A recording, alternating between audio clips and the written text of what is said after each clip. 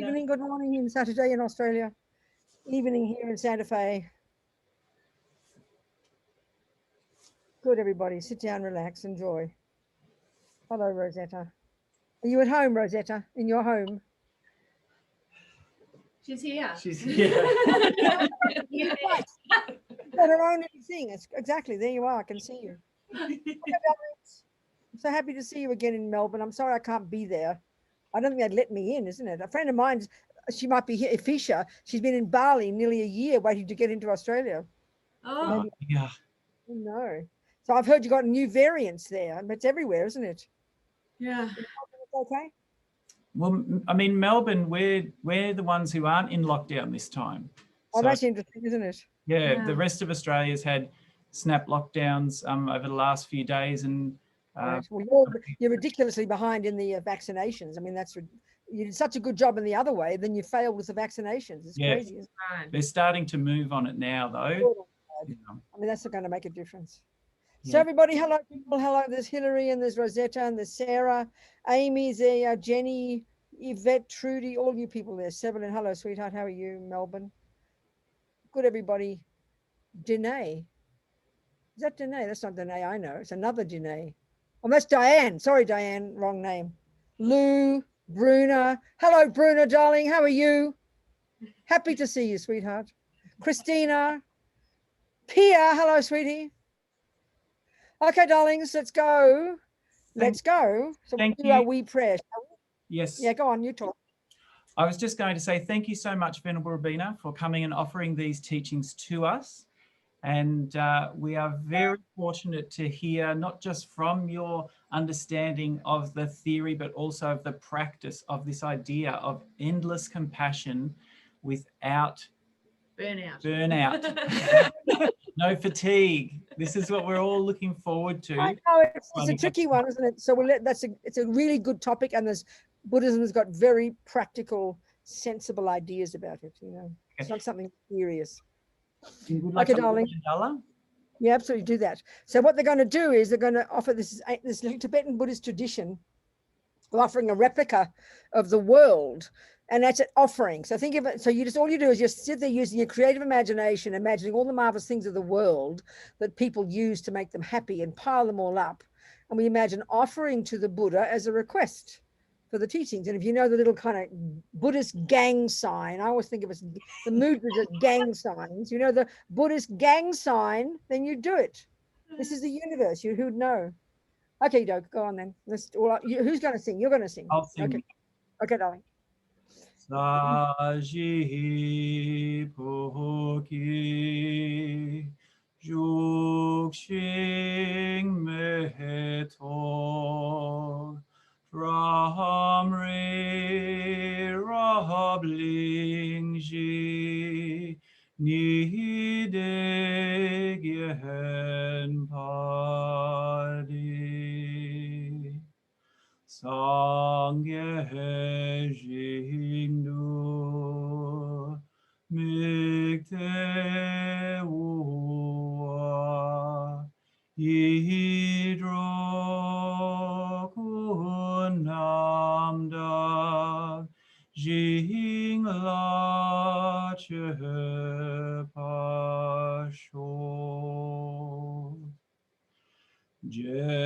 Jetsun lama dampa kyenam hiche kuikala kyense chutzin tre Jita Tsahampe Dulje Zinma Lahazab Yecheki Chapa Wahab Tuso. Imagine the Buddha very happily receiving it, our offering, as we say this next little Sanskrit mantra. Idam Guratna Mandalakam Neyatayami. Okay. So I'll sing. Listen, the next one is two parts. The first two lines are for those of us who already identify with being Buddhist. So, it's reminding us of our reliance on the Buddha and his teachings. And the second two lines are expressing our goal or our purpose for being together. The Tibetans call it setting your motivation. What we'd say is, what's your goal? What's your purpose? Why are we here? What's the reason? So we're here to listen to these teachings, and this is including me, I promise, so that we can take some tools from it, so we can help develop, on the one hand, the wisdom wing, our own amazing potential, so we can do the compassion wing, which is helping others, all the way to leading them to enlightenment. So I'll say the first one, I'll do it in English, a little bit more words to get the meaning, then we'll do 2 times in Tibetan. So we're thinking that until we are enlightened, we are going to rely upon the Buddha and his teachings and all the supreme and the Sangha, those who practice together with us. And by the virtuous karmic seeds we plant in our mind by listening to these teachings, may we become a Buddha, so we can be of benefit to sentient beings. Sangye chadang soke chognam la jangcho baru dagni kyap suchi dagi chönyen gipe sonam ki drola penchir sangye dropa shok. Sangye chadang soke chognam la jangcho baru dagni kyap suchi dagi chönyen gipe sonam ki drola penchir sangye dropa shok. Okay. All right, everybody. So happy to see you all. Victoria, there you are. Look at you. Happy to see you, sweetheart. Okay. I mean, this is the thing. Okay. The compassion wing actually is more advanced. This is surprising to us. I think what attracts people, a lot of people, to any kind of spiritual path is compassion, developing love and kindness for others, trying to be useful, trying to be loving and open and kind. This is marvelous. This is a key thing. But what's interesting is, it's actually more advanced, and this is the key to this point. How to help others without, getting fatigued, how without getting exhausted, without wanting to be profoundly depressed and kill yourself, which is what happens. I mean, it's shocking and so depressing to hear, the suffering that when you help others, we just assume you're going to be exhausted yourself. We assume that when we have compassion, we have suffering. But this is why we have to understand the Buddha's model of the mind, which comes before the compassion wing. So this is why, the teachings are presented in stages. Like any body of knowledge that we study, we know perfectly well you can't just leap into the more advanced ones. You've got to do the earlier stuff first. But we don't often think of spiritual teachings like that. And we certainly wouldn't think of, maybe in terms of esoteric practices, maybe they seem, that seems a more advanced esoteric practice, but not in terms of philosophical ideas. That seems very surprising that, so the development of compassion is contingent upon understanding karma, the Buddhist worldview of what happiness is and what suffering is. And then the Buddhist understanding of the mind, which is what creates karma. So this is the wisdom wing. This is the nuts and bolts of a Buddhist's practice. Understanding the Buddha's view about what suffering is and what happiness and how we create it. This is the law of karma. But then crucially, drilling down and getting into the mind itself, because it's the mind that creates suffering, and it's the mind that creates happiness, and it's the mind that has compassion. So that means we have to understand what the mind is. So of course, if we're speaking spiritually, we wouldn't use in our world, we would tend to think you've got to use a word called spirit or soul. But Buddha doesn't have a word like that. He uses the word mind across the board, but it happens to be that his view of the mind is much more expansive. It's not just the intellect. It's not just what the stuff in the brain, the head. Your mind or consciousness in Buddhism are used synonymously. It's really important to hear it because it's a very different meaning. And so we've got these grosser levels of mind, we've got negative and positive states of mind, and we have these much subtler levels of mind. And the crucial point in Buddhism is that this mind of ours has got this astonishing potential. Finally, which is indicated by the word Buddha, actually, and I always quote this, it's so practical. The etymology of the word Buddha is incredibly tasty. It tells us exactly. It tells us the result, but it implies the job. It implies the methodology. So Buddha, or the Tibetan equivalent Sangye, Buddha, this first syllable implies the eradication, the utter eradication from our minds of all ego, all fears, all neuroses, all attachment, all anger, all jealousy, all depression. Now, this alone, before we get to the second syllable, this is pretty shocking. You go to a neuroscientist, I'm sorry, and you say, can you please give me methods to get rid of all anger, all ego, all depression, all jealousy? He'll think you're mentally ill. Because we know, back in the 1930s, we tried cutting out bits of the brain. They called them lobotomies, and it didn't work. So we don't have a view like that in neuroscience, and we don't have a view like this in psychology, which is why we like to mystify it and call it religion. But this is Buddhist psychology. The mind is Buddha's expertise, you know. So the second syllable tells us that not only can we rid the mind of all the rubbish, we can develop the mind to perfection, quite literally, of all the goodness. I mean, speaking really simply, what are they? Love, compassion, wisdom, generosity, forgiveness, clarity, blah, blah, blah, you know. So that means we must understand what Buddha means by the mind. That's what you learn in the kind of the earlier stages of practice. We have to learn very deeply exactly what the mind is. And the crucial job, therefore, the methodology, if we can rid the mind of all the rubbish and grow all the goodness, it's sort of obvious. The job is to distinguish between them. But this is a really unusual idea to us. We don't think like this in our culture, you know. I mean, we give equal status, don't we, to love, compassion, anger, jealousy. Hopefully we have more love and compassion. That's trying to cross our fingers. But there's no view that says you can rid the mind utterly of the nonsense. That's very strange to us. It doesn't fit with our modern views. But this is exactly what Buddha has found. And this view has been around for, 2,500 years. And these amazing Indians before him did a pretty good job. You know, Buddha came out of that tradition and then moved off in his own direction. So we need to distinguish. And in relation to this topic of this talk, this is exactly the job we need to do. So it's really simple. Why we get miserable and depressed and overwhelmed and exhausted and drained when we see the compassion of the world, when we try to help the world, it's not because of compassion. You see, one of the key things in Buddhist psychology, and this is again shocking to us, we have to understand these words, and this is right back at the beginning of karma. The Buddhist analysis of what suffering is the result, the cause of suffering is the negative states of mind and the actions we do on the basis of those. They cause us suffering right now.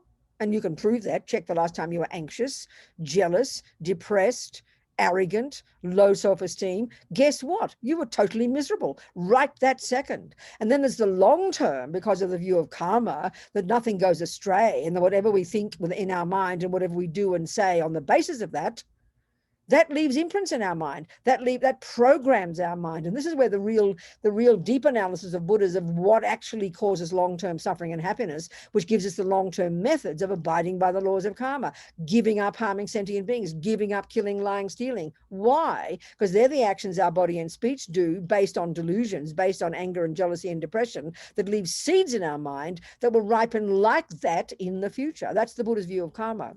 It's not punishment, it's not reward, it's a natural law. There's no punisher or rewarder in Buddhism. There's no creator. It's just we create ourselves. His Holiness the Dalai Lama calls karma self-creation. So the actions we do on the basis of anger, depression, jealousy, low self-esteem, they program our mind and ripen us future suffering. The actions we do with our body and speech, driven by love, compassion, intelligence, kindness, and generosity, program our mind and ripen us future happiness. In fact, it's almost such a simple concept, we can't hear it because we think it's so complicated. So happiness, happy feelings, a joyful mind is the result of programming your mind in virtue, goodness, clarity, love, compassion, kindness, generosity. It can only bring happiness. It cannot possibly cause suffering. That's just like completely insane for the Buddhist view. It's very clear. What causes suffering is doing actions driven by misery and depression and anxiety and anger and jealousy and depression. I mean, we know very well, if you practice the piano every day, you turn yourself into a musician. No one's surprised. But that's karma. That's cause and effect. It's very simple. So what do you think you're producing if you are angry, depressed, jealousy, low self-esteem, and misery? A very unhappy person. Not just that, but it has even more subtle results, more deeper results as into the future. So the point is this: so that if we look into our minds now and we see how we feel when we're having compassion. Compassion is not depression. Compassion is not attachment. Compassion is not fear. Compassion is not anger. Compassion is empathy with another's suffering. Your heart reaches out. All the virtuous states of mind have this very particular characteristic of being connected to others. And they, in their nature, it will bring sadness, but it doesn't bring suffering. It's not possible the way Buddhism describes suffering. So why, when we work hard helping others, why, when we look at the world the way it is now with the terrible suffering, and especially, let's say you're working in the, in the hospital while all the COVID-19 people are coming in and people are dying all around you, why you get drained and exhausted? Okay, we're ordinary human beings and we're not bodhisattvas yet, but why? Or put it this way, the distinction between a person who is a bodhisattva, who's a person who's accomplished this stuff we're talking about, and who has to an enormous degree rid their mind of the neuroses, and who has to an enormous degree incredibly developed love and compassion, that is the person for whom the more suffering they see, the more energy they get. So this is a mystery to us, but it's not complicated. The distinction between a bodhisattva and us, forget about a Buddha. A bodhisattva is a person who's really trained in this job. They really have lessened their delusions. They've lessened ego. They've lessened fear. They've lessened neurosis and depression and low self-esteem and anxiety and anger and jealousy. That's the job of being a Buddhist. They've done that to a radical degree. They maybe haven't finished the job yet, but they're pretty advanced. Then it's not possible for them to suffer when they see suffering. That's shocking for us. We can't comprehend this. So the difference between a bodhisattva and us is that we've still got attachment, we've still got anger, we've still got fears, we've still got depression and jealousy and worries. That's what drags us down. That's what makes us suffer. That's what causes us to burn out. It's very clear. And we can investigate this in our own mind and we can prove it to be true. It's not too complicated. But it's not the analysis we use in our culture. We just assume that attachment and anger and jealousy and low self-esteem are normal parts of a normal person. And then we just naturally assume when you see lots of suffering, you're going to get depressed or get angry, one or the other. And it's either way, your personality. For my style, when I was a political radical lefty activist in the 60s and 70s, I didn't get depressed. I don't get depressed. I get angry. Because depression is internalized aversion and anger is on the other end of the spectrum of it. And that's kind of, active, how dare you do that and go blah, blah, and want to punch and kick. So us now, the response we have when we see suffering is either depression or anger or somewhere in between, So the anger, and what's that based on? This is where we really get to the heart of it. Why we suffer when we see suffering. Why we get angry or depressed or anxious or worried when we see suffering, which is why we suffer, is because of attachment. So the bottom line is we have to understand attachment. And this is not the analysis we would tend to use in modern psychology. This is just not. We don't think like this. We don't factor in something called attachment. So in other words, to understand what it is that causes us to get burned out and exhausted and drained, and join the universe here, we're all human, is attachment. And it's so surprising. What do you mean attachment? What am I attached to? What are you talking about, But this is what we have to understand. This is what we have to understand. So using the simple example of, say, I'm always thinking of a friend of mine who, these days is environmentalism. Back in the 60s, it was something else, wasn't it? We didn't talk about the environment so much then. There was some of it, but not really. But, so there's this friend of mine, that's a really good example of the two kinds of, different kinds of people.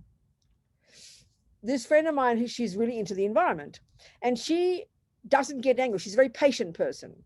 She's not volatile, when she doesn't shout and yell when things go wrong. I'm the kind of person who shouts and yells when things go wrong. And what quote unquote things going wrong means is when your attachment doesn't get what it wants. So attachment is this, let's just go to attachment first.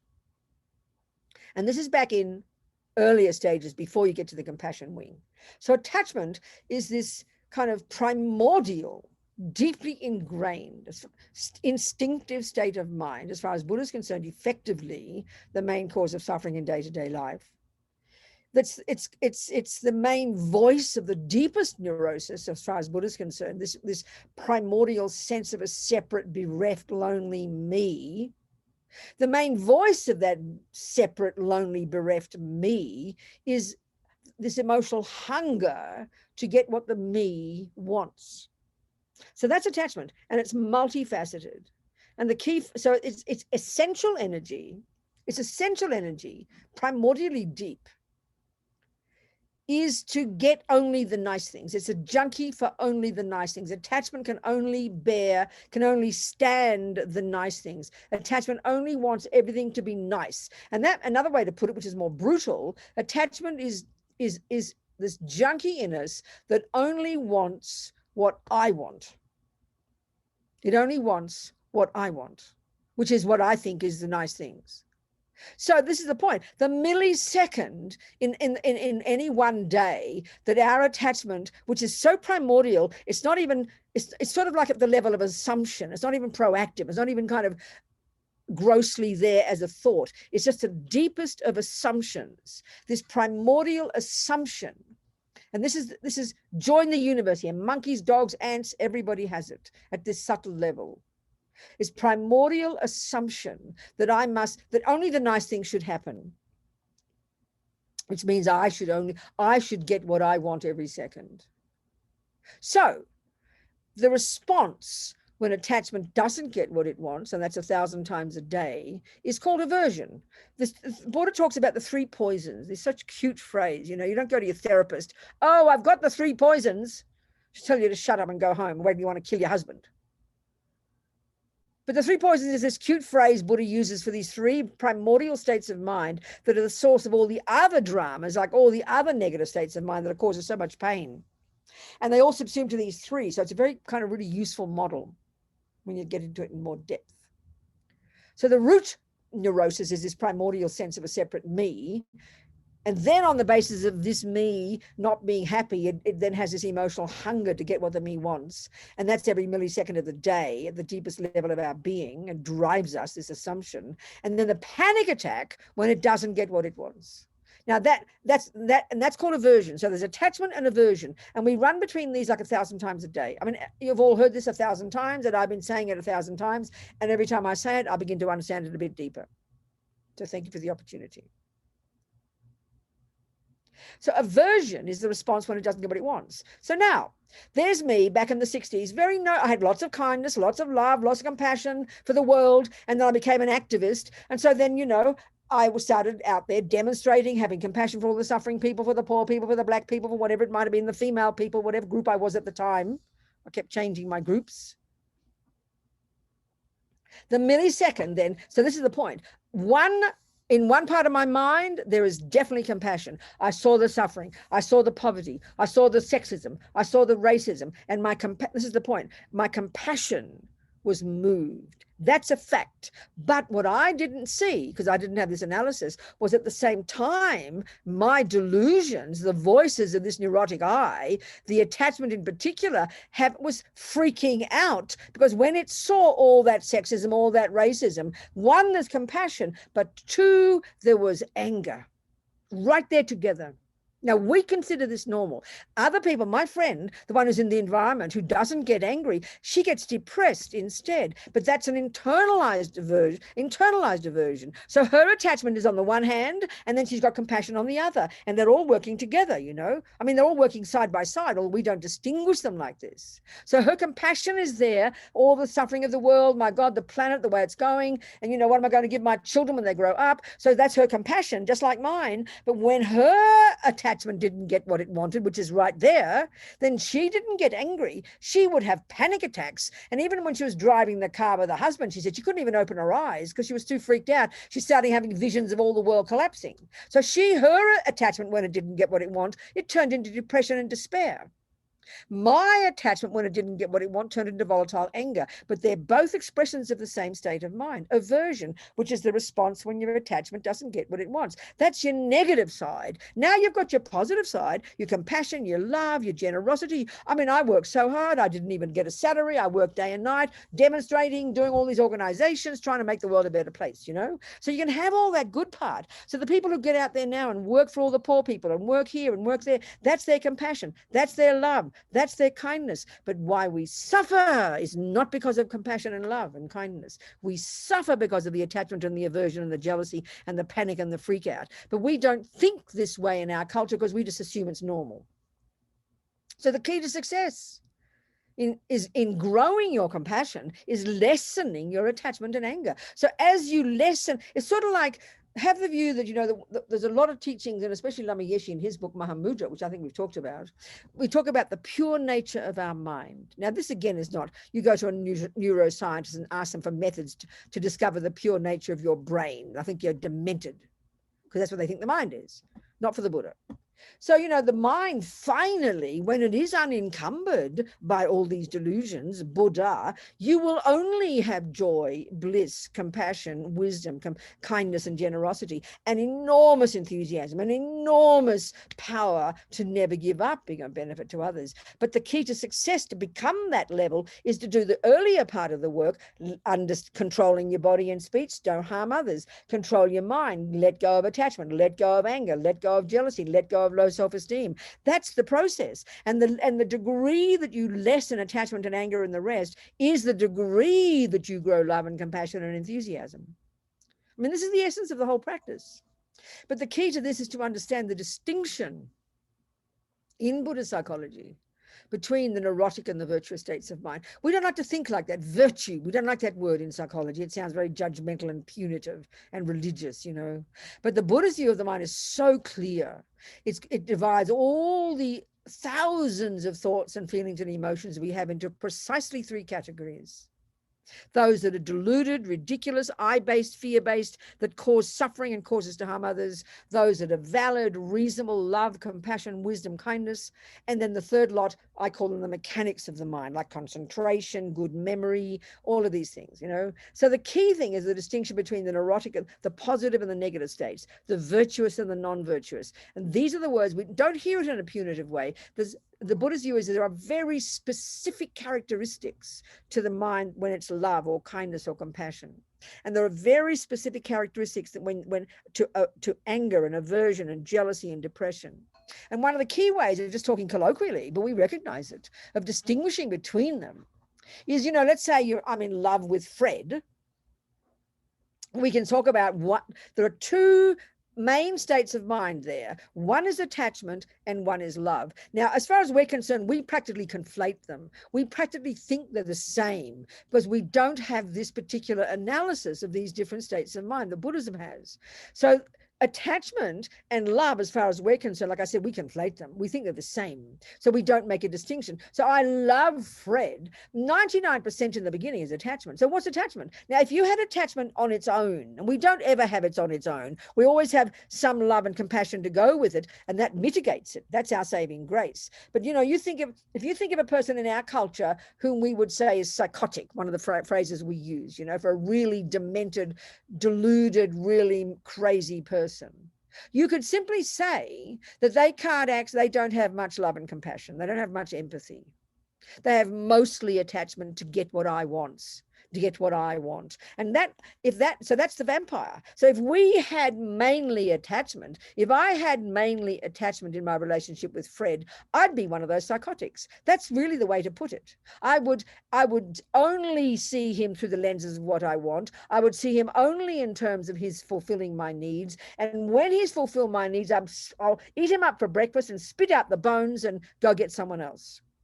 That's called a selfish, self-centered person. We know this. That's because attachment is rampant. Attachment runs the show. Now, if you've got a person who's got attachment as well, we've all got it until you're highly advanced, but you've got more love and more compassion, then I will have a good relationship with Fred. I'll be patient. I'll be forgiving. I will let go of my attachment. I won't get too angry. So I'll have a reasonable relationship, you know. So the key to understanding all of this is this distinction between the neuroses and the virtues, the negative states of mind and the positive ones. So the negative ones in their nature are totally I-based in the most neurotic, obsessive, distressing way. This is not criticism. This is analysis of why we suffer. We should be delighted to hear it. But we hear it as, oh, I'm a bad person, am I? We get all guilty. This is ridiculous. The delusions are necessarily I-based. They're necessarily fear-based. They're frantic. They're miserable. They're distorted. They're neurotic. They're delusional. They're disturbing.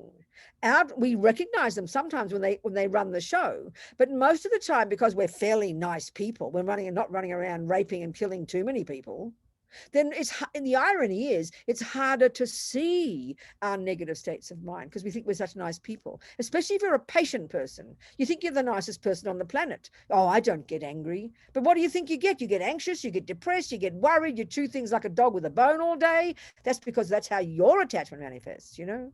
You mightn't be mean to other people.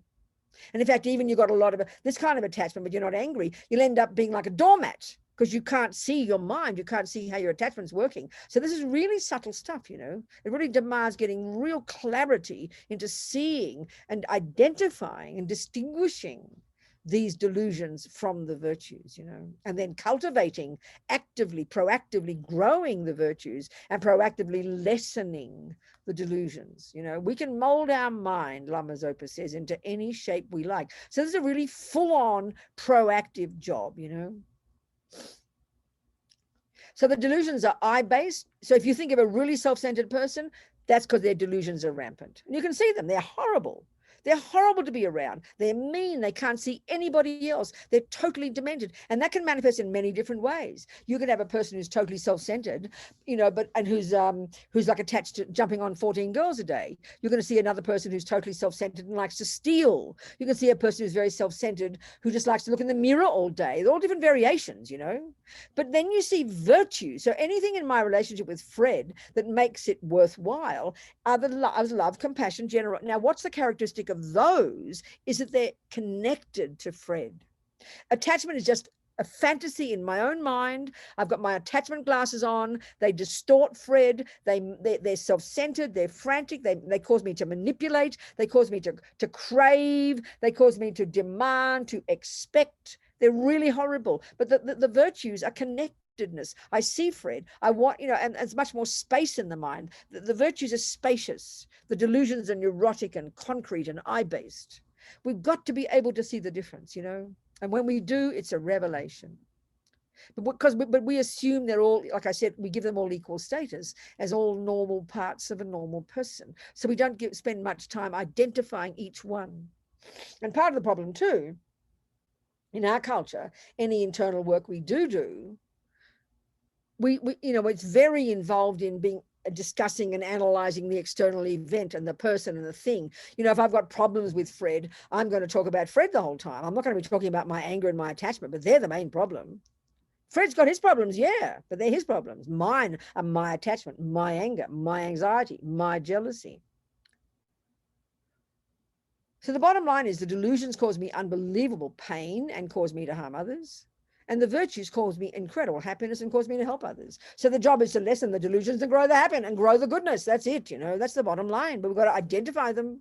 We've got to see them, identify them precisely, know how to define them, see them every day. You know, it's a super internal job. That's the essence of it. So the Bodhisattva, or not to mention the Buddha, but a person who's well developed on this path, the more suffering for them, the more, I mean, it's grist for their mill, you know, and that sounds a bit crazy. But let me give you a good analogy. See, we talk about the wisdom wing all the time, and that's a bit confusing to us. But the wisdom wing is all this, what I've just described, all the work you have to do on yourself. And the consequence of that is you get to see yourself super clearly. You get to know your mind really well, and you get to lessen your delusions and grow your virtues. You're really on the case. That's the wisdom wing. So that what that does is, one, is give you the capacity to become a happier, wiser, more smiling, more fulfilled person right there. then qualifies you to be able to grow in your compassion and help others. So in the same way that, let's say, so right now we don't pay much attention to our attachment and jealousy. We don't know why we get depressed when we see a lot of suffering. We just assume it's normal. We start to help people and then we get worried, we get depressed, we get anxious. We just think it's normal, meaning we don't think there's an alternative. So that's a bit like, I think of a bodhisattva is a bit like a person who wants to become the best doctor on the planet. They want to become a Buddha. So the energy that drives them has to be compassion. But compassion does not give them the ability to know how to heal a person. But you've got to have this energy, this enthusiasm, this compassion. If you don't have enthusiasm and compassion, you can have the best knowledge in the universe about being a doctor, but you'll have no interest in helping people. So the wisdom wing is learning how to be the doctor, and the compassion wing is developing the powerful empathy and then the enthusiasm to utilize those skills to be of benefit. So the difference between a person who's a qualified doctor and us who have no wisdom to know how even to put a Band-Aid on, will both walk into the tent in the war zone if you're working for the Doctors Sans Frontières. What is it, Sans Frontières? The Doctors Without Borders, and you're a doctor, you're going to walk in there, you're going to see these legs and crying people and blood and guts everywhere. You don't have a panic attack. You rush in, you pull your sleeves up and you go in there, because you know why? Because you have the wisdom to know how to help. But we don't realize we don't have the wisdom. So we walk into that tent and we will have a panic attack because we don't know how to help. That's what we have to learn to do here. A bodhisattva is a doctor who's qualified. So they've got enthusiasm. They see the suffering, but the miracle is they've got the tools to how to help. That's what the wisdom wing gives us. So compassion is not enough, as His Holiness says. You need wisdom. So a person who's a doctor, it's not enough just to have compassion. You've got to know how to help. That's called wisdom.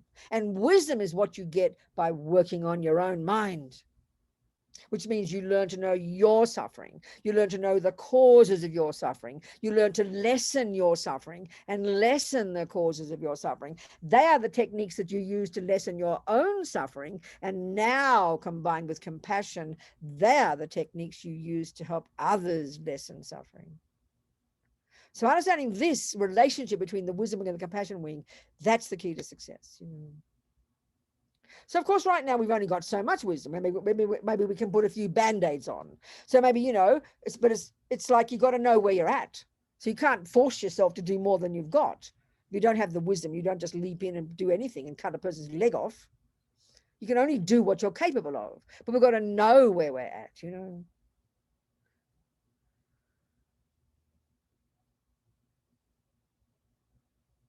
And the other thing is the massive one about it, why we suffer so much because of the suffering of the world, not to mention our own suffering or our suffering of our own child,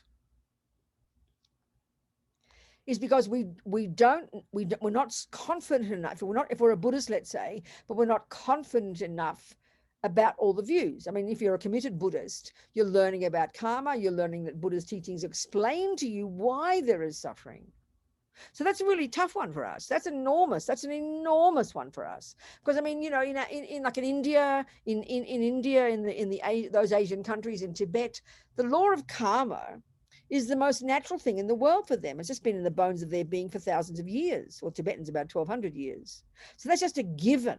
In the same way that for us, neuroscience and that your mother made you and your mind is the brain, that view is the given. So when we hear about karma, I mean, it's, if you're not religious, even if you are religious and you believe in God, it's shocking to hear about karma. It's shocking to hear that there's no creator. It's shocking to hear that your mind goes back and back and back, and that everything you think and experience and do and say is the fruit of what you've done. It's shocking to hear that you are your own creator. That's a shocking idea. We can't get used to that. And so when we hear this view, we hear it in a really punitive, wrong way. So it's very hard for us to get the view of karma.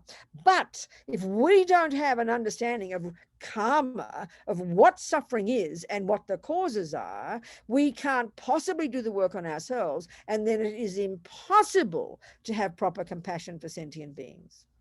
Because right now, the compassion we have is only for one small group of people, the victims, and they've got to be innocent. you know. If you see some guy bleeding on the street and you discover that he just punched somebody else who punched him back, you'll say, ha, ha, ha, he deserves it. So we've got to have an innocent victim. And about the only innocent victims we've got is, maybe sick people and children and animals. So our compassion is very limited because it's based upon a view of there must be someone out there who's the blame. So usually the compassion we have now, the next step is who caused it, and now you're going to get angry and blame somebody. This is the deepest thing we do. Like right now, look at that. I mean, I'm even reading the papers, like, in America, that building that collapsed in Florida. The compassion starts, and now everybody is determined to find someone to blame. There's going to be this kind of, this witch hunt to get someone to blame. The condo boards, the everything. We've got to find someone to blame, because our compassion just can't stand there. We don't know, because we don't know why things happen. So of course there can be, there can be, in the Buddhist view of karma, there are current things that occur that are the sort of the secondary cause of why things happen. But the main cause of any moment of happiness for any person or any moment of suffering from the Buddhist perspective is way back in the past, And so as a Buddhist, this is one of the very first levels of practice to begin to get compassion for ourselves, is by understanding karma, understanding why this is happening to me, why this happiness is happening to me, and why this suffering is happening to me. And that already has a dramatic effect on our minds and makes us much more courageous and brave, and then makes us want to change. It's not anger, it's not blame, it's not guilt. So then we look at the world and we go, oh my God, we are all in the same boat. Everybody is suffering. And the greatest tragedy is that everybody thinks that someone else is to blame. They say the Bodhisattvas have the greatest compassion for us. Forget about that we don't realize emptiness. Forget about that we don't realize the nature of the universe, that we don't understand cause and effect. This is the greatest pain, because we all run around looking for where is the cause of suffering, and then we blame and get angry and all go crazy and keep creating more suffering. So karma is a fundamental one. So, this is why we get so upset and so angry when we see all the suffering. We see all these people dying in the hospitals. We see all the buildings collapsing and all this poverty or whatever. We have to get angry with somebody. We've got to get angry. But if you have the view of karma, you do not get angry. You just get more compassion, because we are all creating it, So this is huge. This karmic one. Without understanding karma, you cannot have the level of compassion that Buddha is describing, because of course it's not just the stuff. Buddha in the first noble truth, he talks about there is suffering, then there's the causes of suffering, and the second one, the third one is that you can get rid of them, and the fourth is how to do it. In the first one, it's the analysis of what suffering is, and for the Buddha, there's three kinds of suffering, each more subtle than the previous. So the first one is the suffering of pain. That's easy. That's what we all agree with. That's when the bad things happen. We all don't want that one. That's clear. But that's the only one we have compassion for, when the bad things happen. So the other levels of compassion, the other levels of suffering, the suffering of change and all pervasive suffering, these are much subtler levels. Forget these. I mean, when we have these as a bodhisattva, we'll have compassion for every living being on the planet. And we will not only have compassion for the victims, and this is the point that's pretty shocking. If we don't understand the view of karma, this makes no sense. When you understand the view of karma, you'll have huge compassion for the harmers. You won't get angry. You'll have compassion. Why? Because we're all in the same boat, going from life after life after life, just changing roles. One life we're the oppressor, the next life we're the victim. It's like a cosmic joke. If it's not going to break your heart, it's like terrible. Then when we understand this, your whole understanding of compassion completely changes, So the reason we suffer when we have compassion is because we've got attachment. That's the essence. That's the essence of it. That's it. Because attachment is not getting what it wants. So we have a panic attack and get exhausted and drained. But of course, as soon as we hear this, it sounds like you're blaming somebody. So if I think of an example of one of the nurses in one of the hospitals, working day and nights, all the poor people dying of the pandemic, and she goes and kills herself. I mean, it's unbearable. The suffering is unbearable. But when you hear that that's because she couldn't handle the suffering, and we can't, that she didn't know what to do about it because she couldn't understand why it's happening. She had no view, and she got so depressed, she had to kill herself. And this is, utterly tragic these days. So many people and young people, it's unbearable because we don't understand our minds and we don't know how to analyze what and why and how. So of course, we're talking Buddha's view here. If you're a devoted Christian, you'll have another view. If you're a Muslim, you'll have another view. If you're an Australian Aboriginal, you have another view. So here we're talking Buddha's views. All we can do is look at the different views. It's up to us which ones we look at, you know. Any questions, people? Any questions? That's a kind of an overview, and there's a lot of information there, obviously. So ask me questions. Yes. Hello, Francis. And Diane. Francis and Diane have questions. Good, go for it. You going to manage them, Jason, or they just manage themselves?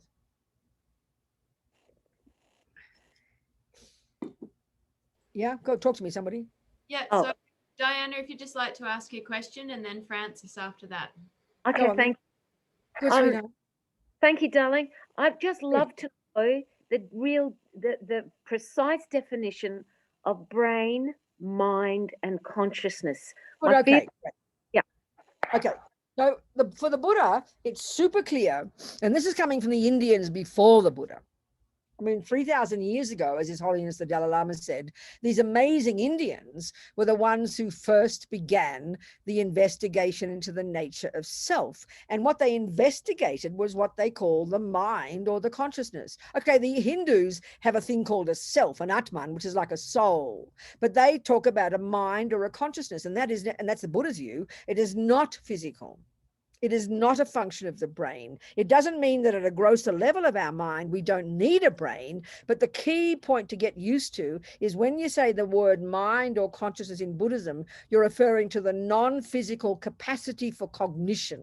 And it's got grosser levels, intellect, feelings, emotions, unconscious, subconscious, instinct, intuition, this entire spectrum of your inner being. It is not physical.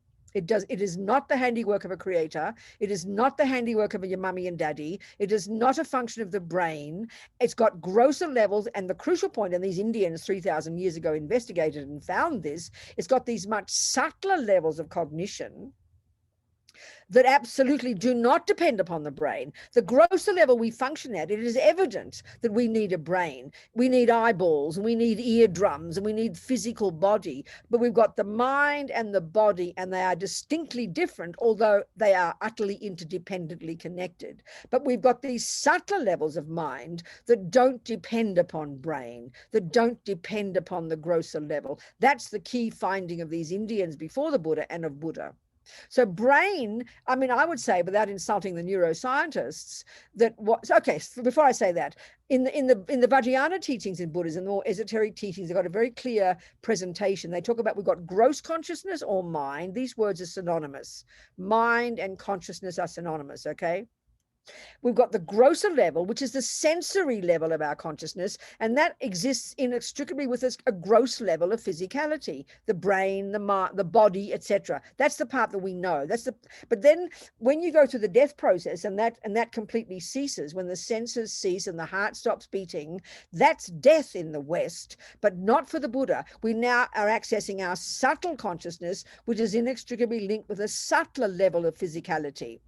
And then you've got even a much subtler level of mind as well. There's this spectrum of gross to subtle to very subtle. And these subtler levels do not need the grosser physical. And eventually, this is why Buddhism would posit reincarnation. At the time of death, you finally get to the very subtle level of your consciousness. And when then that leaves the body, due to past karma, it's programmed, it'll find itself a new rebirth. So this is the crucial point in Buddhism, that consciousness in itself is not physical, but there are grosser levels of consciousness, like the sensory and the way we function day to day, that function inextricably with the brain. So I would say, again, without insulting neuroscientists, that the brain is a physical indicator of what is going on at the grosser level of the mind. That's a way to put it. Does that make sense? Good. Okay, any more questions from that? Unmute. Unmute, sweetheart. Oh, yeah. That's great. I mean, that is great. It's the only thing is, as a Westerner and having the idea of soul so ingrained, yes, that's right. that maybe it's a translation of the very subtle mind of consciousness is what Christians would call the soul. So yes, you're really right, Diane. You could argue fairly loosely that would be equivalent, except the difference in Buddhism is the analysis of how it exists. But there's certainly this subtle level of us. The Christians call it a soul, the Greeks call it an essence, the Hindus call it a self, and the Buddhism would say we've got this very subtle consciousness, but the major difference is in the way it's described to exist. It's a more philosophical discussion. But yes, you could argue that loosely. And that's what continues from life to life. Great. That's great. But the major difference there, of course, is the Christians, you track yourself back to a source, a creator. So do the Hindus, so do the Jews, so do the Muslims. But Buddhism says, no, you don't need a creator. Our consciousness has got its own continuity, and it goes back and back and back, as well as forward, forward, forward. That's a radical difference. So it's endless. That's the endless. And beginningless, baby. Ah, oh, yeah, right. Okay. Christians want a first cause. I know there are these detailed, I love Christianity. There are these detailed descriptions, especially I know about among the Catholics, I was a Catholic, about, how there can be a first cause. And Buddha argues with that. There's no way. It's not viable. By definition, you can't have a first cause. But that's what we all desperately want, a first cause. Even in our ordinary life, we're always looking for a needle in a haystack. Where's the first cause of this? And when did that begin? We all want a first moment. It's a very big mistake, the Buddha says, philosophically, that we make it a very subtle level, and we need to look into that. Oh, thank you. And some of the yogis, they say that we are not the mind. And I think that's just it's just a way of talking. It's a way of talking, yeah. It's okay. I mean, because even among some Buddhists and Tibetan Buddhists don't use the word mind in the same way I'm using it. But mind and consciousness are virtually synonymous. And then we've got the grosser levels, the deluded levels, and then we have these much subtler levels that we can access when we do single-pointed concentration meditation. So that's why the death process is so important, because that's one moment where we can experience the very subtle mind if we can recognize it. That's exactly right, sweetheart. Exactly. That's in this book of Lama Zopa's called How to Face Death Without Fear, which I edited. There's a chapter that death is what the yogis have been waiting for. Yeah, they've trained all their lives to get to the subtle level. So when they go through the death process, they can do it. They can get enlightened. That's exactly right. Thank you. I'll read that. Thank you so much. Brilliant book, I tell you. Yeah. Thank you, Diane. Okay, sweetheart. Okay, Francis, talk to me. Happy to see you, darling. Thank you, Robina. Good morning. I feel blessed to have you in our company. My question is about anger and attachment. And I've in my notes here, anger is what happens when attachment doesn't get what it wants. That's like exactly chocolate, right. Like the chocolate cake. But my question is attachment to thinking that you, meaning me, is right about something. So I'll give you an example. That's exactly, Francis, but that's the same thing, isn't it? If you've got a view and you're convinced you're right, when someone else attacks your view, and you have a panic attack because you're not getting what you want, basically. So my question is at the moment there's some politically underhand things going on in Australia behind the curtain of COVID. Sure. And a few, like the Medicare thing, I won't go on politically, but there's another really, really hideously inhumane thing going on. And at the moment, I'm feeling I have this, it's up to me to let people know about this, right? I understand. I'm almost getting a wee bit obsessed about it because I think people bloody well have to know, and they have to know now. Yes, okay? I understand. Yes. Then when I get some comments on the Facebook or whatever it is thing, then I get really angry.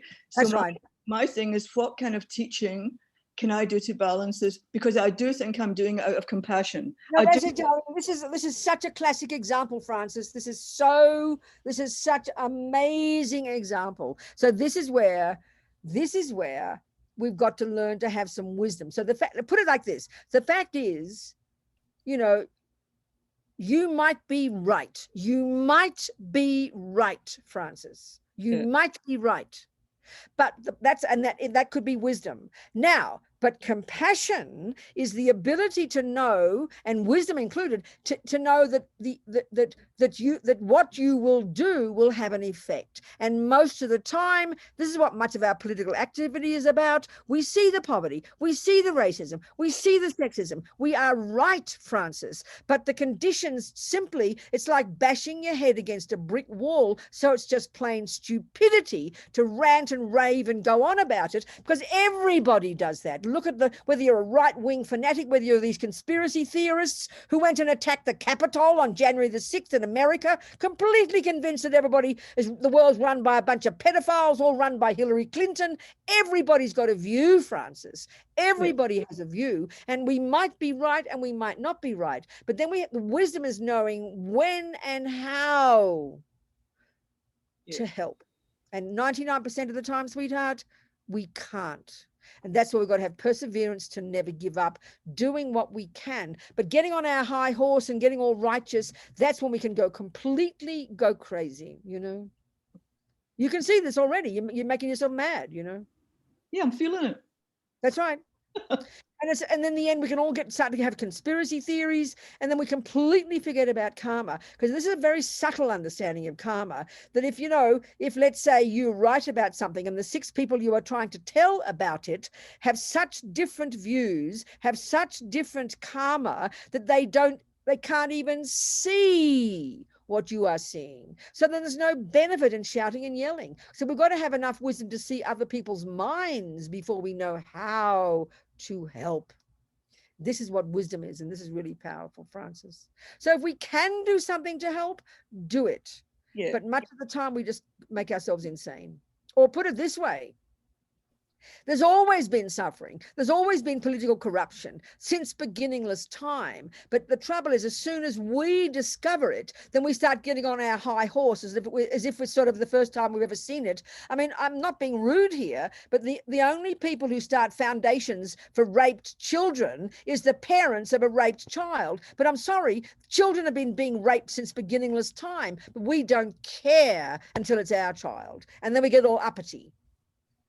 I mean, I'm not being rude here. I am being rude. I'm always rude, but get my point. When it affects us, we start getting all kind of politically active. But there's always been poverty and suffering, Francis. There's always been political corruption. But suddenly you're noticing it now. And so it's like, wow. But it's always been there. Rape has always been there. Doesn't mean we become complacent. On the contrary. Yeah. So keep working on your mind, honey. That's the main thing. Work on your attachment and work on your anger, and then you'll have some ability to be able to help when the opportunity comes, if you can. Well, I mean, if you can go to Canberra tomorrow and fix up all those politicians, I'll pay your airfare and your hotel and give you $10,000. But we can't, because everyone's got their own position. Everyone's in their own little spot, all beating up each other. Got it. You understand, darling? Yeah, so just keep practicing, Francis, and remember impermanence. You'll be dead any minute, so you want your mind to be peaceful and clear, and try and have compassion, and then do something if you can. Thank you, Robina. All right, darling. See you later. Thank you, sweetheart. Who else? David Bruce had a question. Dave, do you want to? David, talk to me, darling. Talk to me, David. Where's David? David, where are you? Can you hear me? Can you hear me? Yes. I can see you, and I can hear you and see you, sweetheart. Right. Great seeing you again, Venerable Robina. Yes, David. Could I ask you about compassion in the present and compassion for the future?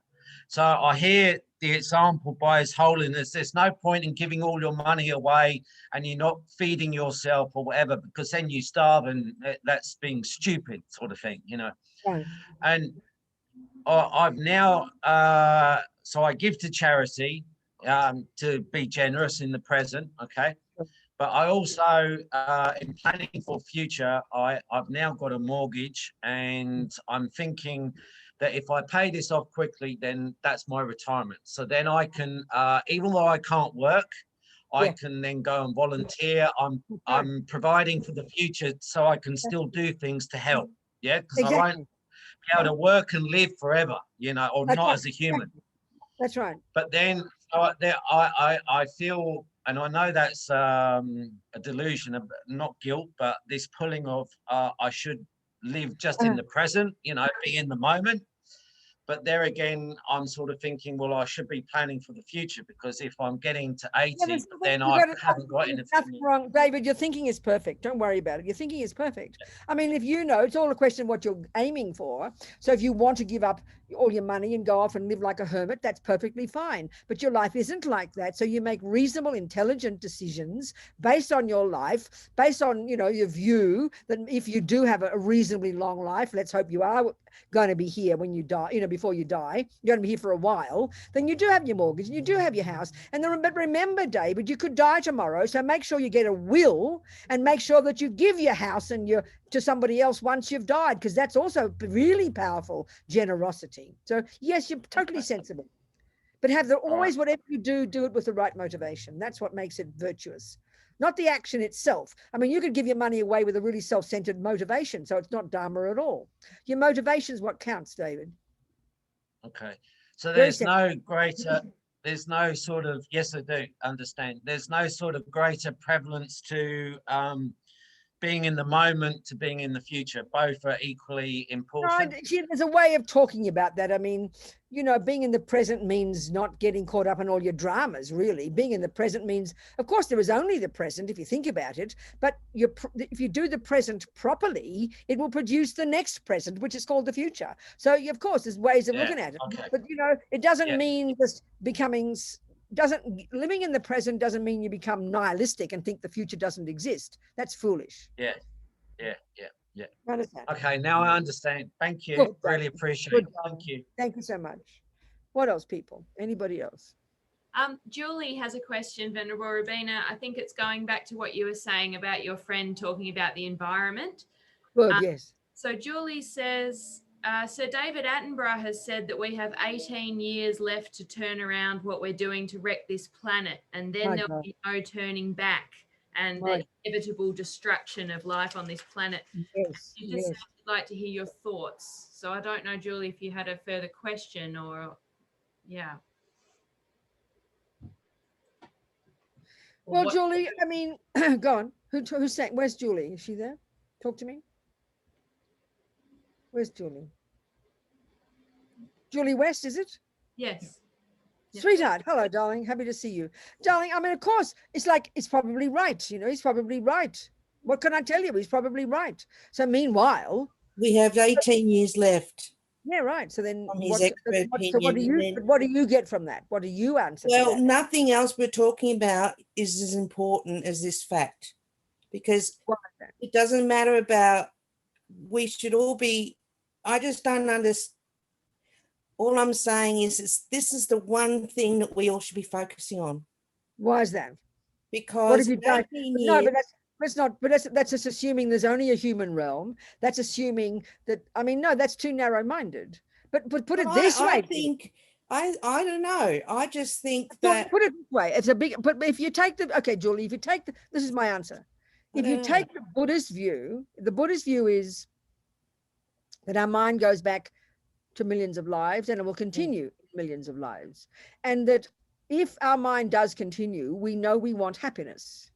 And if we don't want suffering and we do want happiness, then all we can do is stop creating negativity, stop being greedy, stop being angry, stop being jealous, stop being resentful, stop lying, stop stealing, stop killing, and be virtuous. Well, that will not only help the planet, which is the short term, it will also make sure you get future decent lives. So then it's an easier way to answer it. Because this is why Tibet, Julie, before the Chinese communists came along and wrecked the country completely and ripped the guts out of it, they didn't have such a word as environmentalism, because that's what the natural way of life was. They didn't destroy any of their planet. They didn't take more than they needed. There was perfect harmony in the environment because they lived a life of good ethics. So the life of good ethics is the answer to everything. It answers, and then if you do also have the view of reincarnation, it takes care of that as well, darling. And I agree with so that. Other question other than good ethics. So what are you suggesting? What I'm saying is there's 7 million people on this planet, probably 1 million less now. Okay, And what's, we but have Julie, I'm 18 asking you, Julie, but my point to, no, Julie, my question to you is, Yeah. what more than good ethics are you recommending as the practice to save the planet? That's my point. There's nothing better than good ethics. If everybody practiced good ethics, the planet would be saved overnight. That's the point. Can't you see I that? know, That's but the it's answer not, to you. that's not going to happen. And by Then, the time okay, Julie, stop, good ethics stop, get stop, through, Julie, all the Julie, people on the Julie, planet, writing 18 Julie. years is gone. Julie, stop. If that's not going to happen, what can you do about it? Nothing, except practice ethics yourself. Yes. So then but that's the it. planet's still going to die So then what are you saying it for? because I don't want it to die. I know, but that's all very fine to talk like that. You got to do what you can. You can't do more than what you can and help other people do the same. You can't bash your head against a brick wall. Well, I can't help other people do the same because Then, everyone. so then, Julie, then what do you want? Why are you talking about it then? You know the answer. You practice good ethics, Julie, and give an example to others. There is nothing more for you to do. That's it. That's my answer to your question, Julie. I know. That's it, darling. But we've only got 18 years left. Yeah, in this, yeah, but you could die tomorrow. So, you know, be careful. You might go to some lower realms. That's fine. Somebody else want to ask a question? Thank you. Sorry, yelling and yelling at poor Julie. She can get a word in. No, it's fine. Oh, I know, darling. So go on, talk to me, people. What else? But, I mean, that's a good point. But if you analyze it, there is only that option. Think about it. As much as painful as it sounds, that's why the Tibet was a completely holistic place, you know, because nobody stole. I mean, a few people have stolen lie probably. And it's just so clear, because what makes us ruin anything? What makes is greed, attachment, anger, harming, stealing, and lying. Bad ethics. So it's not even cosmic. Good ethics is the answer. And then other things you can do on top of that. If you have millions of dollars, give them to, give them to other people who are doing stuff. They can try and save and do things. Anyway, go on, please. What else is there? What time's our session finish? we have 20 minutes left. Okay, good. Go on. Talk to me, people. Christopher had a question. Christopher, would you like to ask? Good. Talk to me, darling. Venerable Robina, thank you so much for telling me about this. I'm coming from Indiana in the United States as well. Yes, right. Good. So I feel that a lot of times compassion is associated with being a doormat. That if you're compassionate, you have to be a doormat. It's interesting, and especially in the United States over this past year, we see how much we need activism to help make changes. So I was wondering if you could talk about that line, like where is that line between being compassionate but still affecting change? Exactly. So this is the thing again, it comes back to the same thing, Christopher. The kind of person who's got a big heart, who's kind, who's generous, who wants to help since they're little girl or boy, their mummy's little helper, they help people. The thing is, that's the compassion side, as I was saying before. But again, why does that person suffer? Why do they become a doormat? Is because of attachment. And this is hard to see, Christopher, but the attachment here is attachment to being seen as a good girl or a good boy. This is the deepest attachment we all have. The deepest attachment, more than for money or sex or drugs or anything, is this hunger, this craving to be seen as a nice person. So when you've got the combination of that attachment and kindness, you've got a doormat. So it doesn't mean stop being kind. It means give up attachment and start becoming becoming a strong, content, fulfilled person. And that's a tricky job. Do you understand? I think I'm starting to understand. Okay, good. Because I mean, this is the deepest attachment, Christopher. Until now, we've been talking about attachment. When we say attachment to get what we want, that could be the environment. It could be, Francis's situation. It could be Julie's thing. It could be money or a boyfriend. And this is the point. That's a certain thing out there. But this attachment we're talking about is much more subtle. It's much more primordial. And Christopher, it's the hardest for all of us to see because we just think of it as a normal thing. In other words, using ordinary words, we think it's normal to want to be liked. Can you hear that statement? You would accept that, wouldn't you? It's normal to want to be liked, isn't it? So, but look what happens when we're not liked. We're devastated. When people criticize us or think we're horrible, this is the worst pain of all. Would you agree with that? Yes. That's because we have this deepest attachment. So then the little mummy's helper, whether you're the boy or the girl, running around helping people, but you see, their attachment is their attachment. The kindness is still kindness. You can't criticize that. And being patient and loving, but the attachment to being seen as a good person, that's the part that makes you get used by others. That's the part, that's why in relationships, if you're the good person, the kind person, you get bullied by the other person, you get run over by the other person. And it's because, not because you're kind, that's a virtue, but because you've got attachment to be seen as a nice boy. That's the part that's the cause of the suffering, not the compassion. But we can't see that. We don't distinguish. Do you understand? I think so. Yes. Thank you. So, in other words, look at relationships, you know, when we're always kind of like colluding with each other, trying to get the other person to like us, and we'll try and shift our opinion. We're scared to upset them. Oh, I don't want to say that, I might upset him. It's because you're afraid he won't like you. So always moving around, trying to make the other person happy, scared to upset the apple cart. That's because of attachment, not because of kindness. And that's again the point I'm making, this crucial distinction between the neurotic states of mind and the virtuous states of mind. So what we have to cultivate in those situations is be kind and wise, but be kind, but be wisely kind. It's like a mother who will do anything for their child, but that child just runs over that mother. The mother becomes like just this object that they bully because that mother is just being weak because she's too afraid to say no to the child. That's the same problem. And because of how she thinks the child will view her in her own. Yes, that's right. Mind. That's right, exactly. So that's why some kids just bully their parents because the parent is weak. I could see that with my mother. She was so loving and so compassionate, but she had so much attachment and she would do anything to protect me. But it was, in the end, it wasn't good for me. I knew that because its attachment wants to, you know, I mean, you understand what I'm saying. And it's very subtle, this attachment. It's very hard to see it. It's not like attachment to sex or drugs. It's much more subtle. It's attachment to how we are seen, Christopher. It's very close to the way ego works. It's very subtle, and it causes so much pain for us.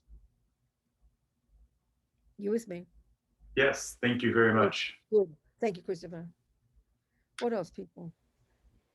We have two questions here about the mind. I think going back to what Diana was asking. So firstly, Sandra has asked, maybe when the yogis say that we're not the mind, maybe they mean that we're not our ego. So how to recognize the self and the ego? No, I know these words, the trouble is in all the different systems, these words are used in different ways. So unless we know what we're talking about, unless we get the same definitions, it's very confusing, you know? So, I mean, of course, okay, the Buddhist view is we've got the body and we have the mind. The mind has these really subtle, pure, subtle levels. So if you want to define yourself, I mean, neither of them is the self. You could say like that. The self is the word, I is the word we use to refer to the combination of this body and mind. So there's, you know, the Buddhist view, what the I is the big tricky thing. We've got this feeling that there's a little I in there as well as the body and the mind. And Buddha would say with certainty, there's no such thing.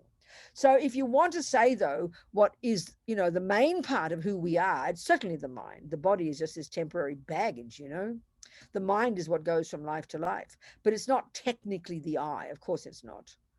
But that's another whole discussion. Okay. What else? Another question about the mind. Pia has asked, Pia's asking, what is the universal mind in relation to our personal mind, and how is it connected? Well, Pia, I think it depends on the system you're using. I know it's certainly Uyghur-Lugpas. I don't think I know about the universal mind at all, but depending on what you're meaning by that, you know, I don't think there's such a thing as a universal mind. I don't know. I mean, you have to tell me what you mean by that, Pia. I don't want to speculate.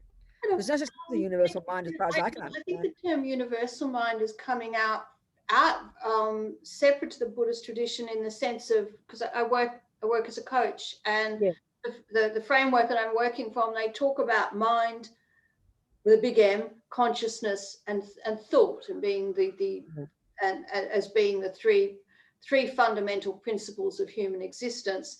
And of course, you can see similarities to all the faith traditions from, you know, feeding into this. And so they talk about universal mind being this overarching and impersonal energy that we are all connected to. So if you are believing in a God thing, you can say God. And I'm wondering whether it's connected to the notion of Dharmakaya. Yeah, I would say the Buddhist view would be, yes, sure. When you become a Buddha, okay, Buddha, the word Buddha is actually referring to the subtle consciousness, which is, as you said, in Sanskrit is known as the Dharmakaya. When your mind is fully perfected and my mind is fully perfected and David's mind is fully perfected, all of us will be the same Dharmakaya. So you could talk like that, yes, but they don't use the term universal consciousness. That's all I'm saying. So yes, when you're the Buddha and I'm the Buddha and everybody's the Buddha, there's only one Buddha mind pervading the universe. But it's not as if, but the talk, they don't use the talk like you all plug into this cosmic consciousness. But yes, you're right, but you can say that's an equivalent, and that really means Buddha, you know, that's all. Exactly. Okay. Exactly. And so you are saying that this notion of a cosmic consciousness, this formless. No, not like that. They don't use those words. But once you're the Dharmakaya, no, it's not as if it's out there impersonal, like you said. There's no concept like that. Okay. But there are beings who have become the Dharmakaya, and who, as many beings individually from their own past who've turned into a Buddha, they all become the same Dharmakaya. They wouldn't say you plug into this cosmic consciousness called the Dharmakaya, but you become the same Dharmakaya. Put it like that. Just a different way of talking about it. Okay. But yeah, you could argue it's what you're saying is right. Yes. Okay. Good, darling. Thanks, Pia. Well, time for a break. I know 10 more minutes. Come on, you people. That's all the questions that we've got at the moment. Oh, wait, one's just popped up. Okay, good. Go on then. Rosie, talk to me. Okay, Rosie. Yeah, Rosie's saying, I've been bullied in the past and at the same time told that I'm way too nice. So how to get That's it, darling. You're hitting it on the head. Exactly what Krista was talking about. Can you see the distinction? Because you are a nice person. This is the thing. This is like, that means you're patient, you're kind, you're loving, you help people, but you, because of your attachment, you're like everybody else, because of your emotional hunger to be liked. And Rosie, join the universe here. It's not personal. Everybody has it, but it manifests in different ways, you know. I mean, I'm a loud, shouting, yelling, angry person, and nobody would ever say that I got bullied, and I never felt bullied. No, it's not true. Sometimes I did when I was feeling vulnerable. But everybody's got attachment to be seen as a nice girl or a this girl or a that girl. So if you combine that with kindness and love, that's when it can get kind of slippery slope. And that's the distinction we have to see in ourselves. So don't give up the kindness and the compassion, but we have to become more strong and clear and wise in our own being, which is the wisdom wing aspect, giving up the attachment to being seen as a nice girl. Does that make sense, Rosie?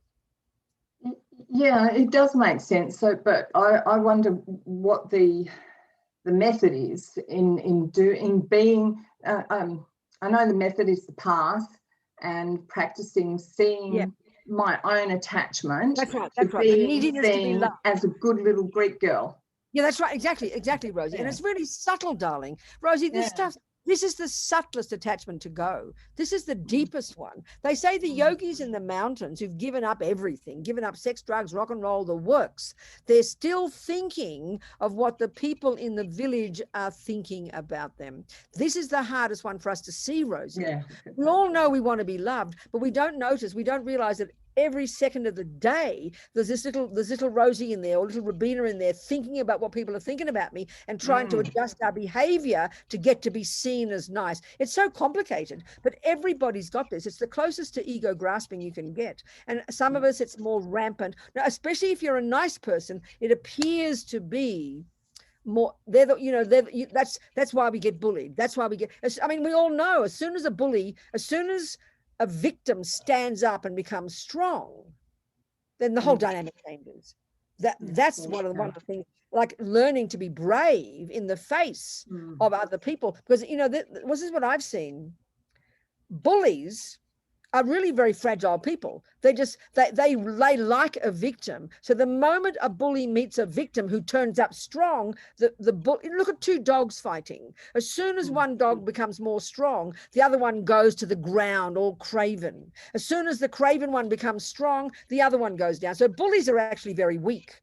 And they love a victim. Bullies will never pick on a person who's not a victim. But as soon as a bully gets bullied, they become the victim because their little fragile little sense of ego is in there as well. We've got to understand that dynamic, you know. Yeah, thank you. I mean, it's easy to talk about it, but the practice is the same, whether it's attachment to sex, drugs, or rock and roll, or being loved. It's the same attachment. It's just subtler levels of it. So the more we practice and the more we learn to see the areas in our life where we suffer most, that's what we have to focus on, you know. So is part of this, what you're teaching now, method to actually be able to see that within ourselves in our meditation? Yeah, and every day.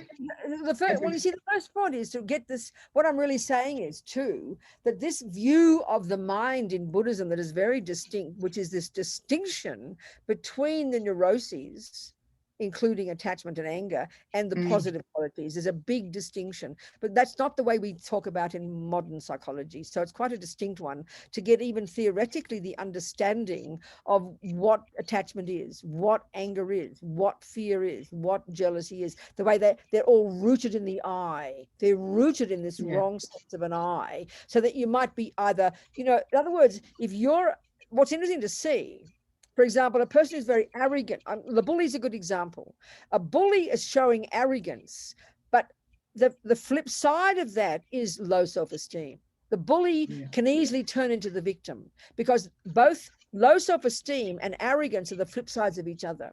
Sometimes we express one, so that's when do you understand? So they're all, or for example, the good qualities, humility and self-confidence go together. But we tend to think humility is low self-esteem. Not at all. The good qualities are very comfortable. You know, a person who's got self-confidence is not arrogant. They're just comfortable in who they are. But a person who's arrogant is not comfortable. They're worried about what other people are thinking. They're worried about they might find people who are better than they are. Whereas a person who's got low self-esteem isn't humble either. So the delusions have this very particular characteristic of being fear-based and worried and separate and horrible feeling. The virtues don't feel horrible. They're very relaxed. That's a big difference. And once we see this in ourselves, you know. And then it becomes then you just part of ourselves. That's right. Once we start to see it, then we start to. So in the next situation where you'd be the typical little Rosie being a good little girl, you maybe stand up and say no. People get a shock. And Rosie's standing up and being her clear self. And no one can touch you when you're strong. No one can touch you when you're confident. Yeah. Do you understand that? But it's not, it's easy to talk about it, Rosie, but we have to catch it and see it and practice it, you know. Yeah, that's where I'm going, is being able to catch it, see that's it. That's it, darling, that's the one. And you've got to see that this little, you know, the one that's fearful, Rosie is trying to please everybody. Why? Because you're scared they're not going to like you, darling. You're desperately trying to get them to like you. But everybody is doing this, but it's really subtle. Subtle, when we can be who we are authentically without being arrogant, then we are comfortable, you know, to have the courage. And this is something very interesting. I've always quote this. Years ago, I read about some Australian nurse who lived in England who wrote a book called The 5 Greatest Regrets of the Dying. And the greatest regret, Rosie, was that I didn't do what I really knew I wanted to do. I did what I thought was expected of me. That's that one. Yeah. So Rosie, you check up, honey, what you really want. Check what you really think. And you have the courage to want that and to do that, to become your own person and let people think what they like. Because another approach to this is we've got to realize that what other people think of us has got nothing to do with who we are. With who we are, definitely. I mean, this isn't all the time. It doesn't happen all the time. No, darling, of course it doesn't. No, of course it's not. But you're just recognizing it, and that's good. At least you're recognizing it, Rosie. Yeah. But it's everybody suffering in one way or another, you know. We have to, I mean, we have, you know, but it's just slowly, Rosie, and catching our mind and having the courage to be clear, authentic, daring to say what we feel, and doesn't matter what people think. Not worrying what people. This is. I mean, I've got to do the other. I didn't care what people thought in the most arrogant way. I did exactly what I wanted. So I've got to learn to be more humble and patient. We all have lessons to learn. What? Thank you, Robina. We all have lessons to learn. No, that's it, darling. Exactly, Rosie.